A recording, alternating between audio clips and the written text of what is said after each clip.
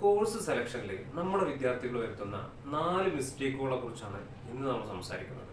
SSLC +2 ഒക്കെ result വന്ന സമയമാണിപ്പോൾ.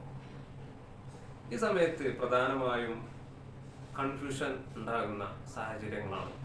നമ്മുടെ ഏത് കോഴ്സ് എടുക്കണം, ഏത് സ്ട്രീം എടുക്കണം എന്നുള്ള കാര്യങ്ങളൊക്കെ.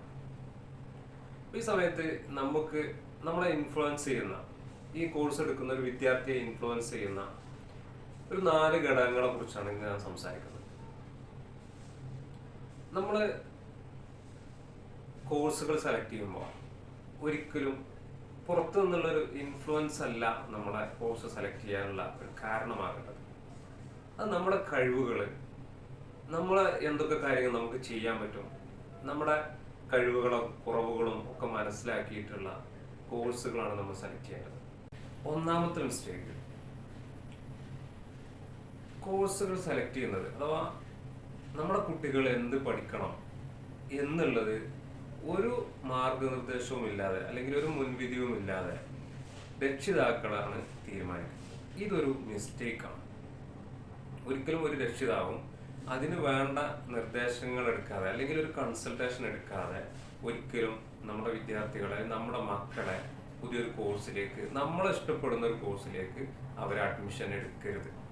രക്ഷിതാക്കളുടെ നിർബന്ധത്തിന് വഴങ്ങി കോഴ്സുകൾ എടുക്കുന്നവരുണ്ട്. എൻ്റെ മകൻ ഡോക്ടർ ആവണം അല്ലെങ്കിൽ എഞ്ചിനീയർ ആവണം. ഇത് രക്ഷിതാക്കളുടെ ഫാമിലി സർക്കിളോ അല്ലെങ്കിൽ അവരുടെ ഫ്രണ്ട് സർക്കിളിലോ ഉള്ള ആളുകൾ അവരുടെ മക്കളെ ചിലപ്പോൾ ഡോക്ടർ ആക്കിയിട്ടുണ്ടായിരിക്കാം, എഞ്ചിനീയർ ആക്കിയിട്ടുണ്ടായിരിക്കാം. കൂടുതൽ രക്ഷിതാക്കളും ചെയ്യുന്ന ഒരു തെറ്റ് നമ്മുടെ ഇഷ്ടത്തിനനുസരിച്ചുള്ള കോഴ്സുകളെ കുട്ടികളെ കൊണ്ട് പഠിപ്പിക്കുക എന്നുള്ളതാണ്. അതുകൊണ്ട് കുട്ടികളും രക്ഷപ്പെടാൻ പോകുന്നില്ല, രക്ഷിതാക്കളും രക്ഷപ്പെടുന്നില്ല എന്നുള്ള സത്യം അവർ മനസ്സിലാക്കുന്നില്ല. വൈകി ഈ കോഴ്സുകൾ കഴിയാൻ സമയത്ത് അല്ലെങ്കിൽ കോഴ്സ് ചെയ്തത് കൊണ്ട് ഒരു പ്രയോജനവും ഇല്ലാത്ത ഒരു ഘട്ടത്തിലാണ് ഇത് തിരിച്ചറിയുക. ഒരിക്കലും രക്ഷിതാക്കൾ അവരുടെ മക്കളെ മനസ്സിലാക്കാതെ ഒരിക്കലും കോഴ്സുകൾ സെലക്ട് ചെയ്യരുത്.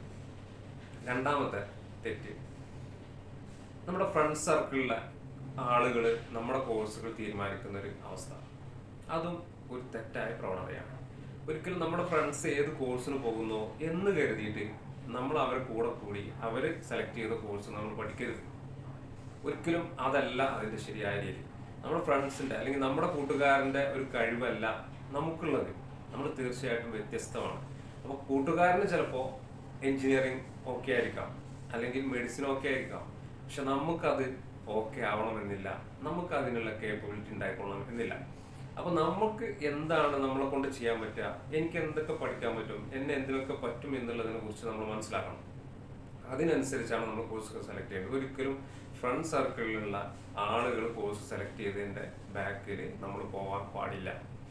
മൂന്നാമത് ചെയ്യുന്ന തെറ്റ്, നമ്മുടെ ഫാമിലി അല്ലെങ്കിൽ നമ്മുടെ അയൽവാസികൾ, നമ്മുടെ കൂട്ടുകാരുടെ പാരൻസ്, ഇവരുടെ സജഷൻ ഒരിക്കലും എടുക്കാൻ പാടില്ല. അതിനനുസരിച്ച് നമ്മൾ കോഴ്സ് സെലക്ട് ചെയ്യരുത്. അവർ പറയുന്നതും മറ്റുള്ള ആരോ ആ കോഴ്സ് പഠിച്ചിട്ടുണ്ട്, അതുകൊണ്ട് അവന് ജോലി കിട്ടിയിട്ടുണ്ട്, അല്ലെങ്കിൽ അവൻ അതുകൊണ്ട് വിജയിച്ചിട്ടുണ്ട്, അതുകൊണ്ട് നമ്മൾ വിജയിക്കണം എന്ന് ഒരു നിർബന്ധവുമില്ല. അപ്പോൾ നമ്മളെ കഴിവ് എന്താണോ അതിനനുസരിച്ചുള്ള കോഴ്സാണ് നമ്മൾ എടുക്കേണ്ടത്. റിസൾട്ട് വന്നു കഴിഞ്ഞാൽ നമ്മുടെ കോഴ്സ് തീരുമാനിക്കാൻ നമ്മുടെ ചുറ്റും ഒരുപാട് ആളുകൾ ഉണ്ടായിരുന്നു. ഒരിക്കലും അങ്ങനെയല്ല കോഴ്സുകൾ തീരുമാനിക്കാൻ. നാലാമത്തെ ഒരു മിസ്റ്റേക്ക്, പല കരിയർ ഗൈഡൻസ് ചെയ്യുന്ന ആളുകളുണ്ട്. അവരുടെ ഏതെങ്കിലും ഒരു കോഴ്സ് ഉണ്ടായിരിക്കും, അവരൊരു ഇൻസ്റ്റിറ്റ്യൂട്ടിനെ പ്രസന്റ് ചെയ്യുന്ന ആളുകളായിരിക്കാം. അത്തരത്തിലുള്ള ആളുകളുടെ സജഷൻ നമ്മൾ എടുക്കാൻ പാടില്ല. അവർക്ക് അവരുടെ കോഴ്സാണ് ഏറ്റവും വലിയ കോഴ്സ്, അത് ആരെടുത്താലും അവർ വിജയിക്കും എന്നുള്ള രീതിയിലാണ് അവർ സംസാരിക്കുക. അപ്പോൾ ഒരിക്കലും ഇൻസ്റ്റിറ്റ്യൂട്ടുകളുടെ അല്ലെങ്കിൽ കോഴ്സുകൾ സെല് ചെയ്യുന്ന ആളുകളുടെ സജഷൻ ആയിരിക്കരുത് നമ്മൾ എടുക്കുന്നത്. അപ്പോൾ അതൊരിക്കലും നമ്മളെ കൺസിഡർ ചെയ്യരുത്. കാരണം അവരെ കോഴ്സ് എങ്ങനെയെങ്കിലും സെല് ചെയ്യുക എന്നുള്ളത് മാത്രമാണ് അവരുടെ ഉദ്ദേശം. ആ കോഴ്സ് എടുത്താൽ നമുക്ക് ഉപകാരപ്പെടും അല്ലെങ്കിൽ ആ കോഴ്സ് കൊണ്ട് നമ്മൾക്ക് പ്രയോജനമുണ്ടോ എന്നുള്ളത് അവർ ശ്രദ്ധിക്കുന്ന കാര്യമല്ല. അതുകൊണ്ട് ഒരിക്കലും അത്തരത്തിലുള്ള ആളുകളുടെ കൺസൾട്ടേഷൻ എടുക്കാൻ പാടില്ല. എങ്ങനെയാണ് കോഴ്സ് സെലക്ട് ചെയ്യേണ്ടത് എന്നുള്ളതിനെ കുറിച്ച് നമുക്ക് അടുത്ത വീഡിയോയിൽ സംസാരിക്കാം. Okay, thank you.